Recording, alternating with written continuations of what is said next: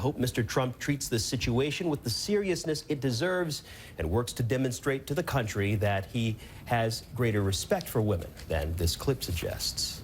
You hope he works to demonstrate respect for women? What are you talking about? It's too late in absolutely every way.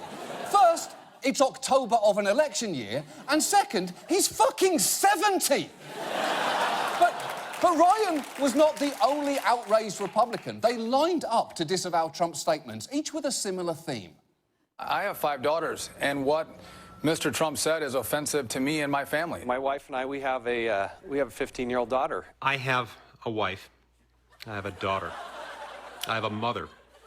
And I have 5 sisters. Although these were not my sisters, this wasn't my daughter, my wife, or my mother to whom Donald Trump was speaking, or of whom he was speaking. This was somebody's sister. This was somebody's daughter. In some cases, it may have been somebody's mother or somebody's wife. Look, as the son of a mother and the husband of a wife, what the fuck does that have to do with anything? You're going through such an elaborate 6 degrees of separation exercise to arrive at someone with a Y chromosome that you can feel sorry for. Now, as the weekend unfolded, numerous prominent Republicans actually began to formally withdraw their support for Trump. Most notably, the party's former nominee, John McCain, who put out a statement saying, "I will not vote for Donald Trump." A statement whose bravery was a little undercut by the fact it was his second attempt at a response, the first of which was much weaker. Senator John McCain just releasing a statement saying there are no excuses for Donald Trump's offensive and demeaning comments. No woman should ever be victimized by this kind of inappropriate behavior. He alone bears the burden of his conduct and alone should suffer the consequences.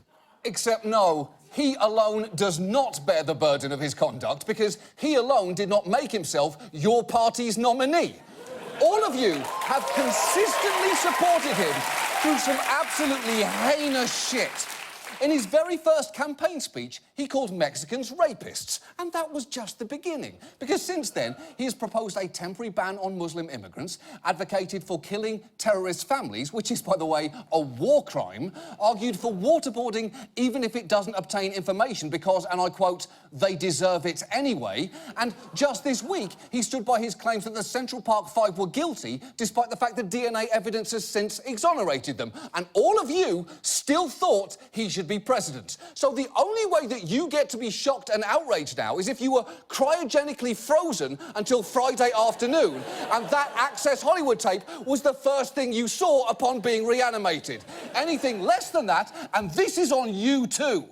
And as for Trump himself, he still doesn't appear to realise how horrifying his remarks actually were, because during his apology, he was already trying to minimise the incident. Let's be honest. We're living in the real world. This is nothing more than a distraction from the important issues we're facing today. OK, now, first, I am genuinely disappointed to hear him say we are living in the real world. I had secretly hoped this whole election was a horrible dream. And not even my dream, the dream of a racist teenager who fell asleep while masturbating to internet porn. But second, this is not a distraction, nor is it even a surprise. If Jimmy Carter had been caught saying that stuff, sure, we would all be shocked. But with Trump, it's entirely in character. And while there is talk of Republicans trying to get him off the ticket, that's not going to happen.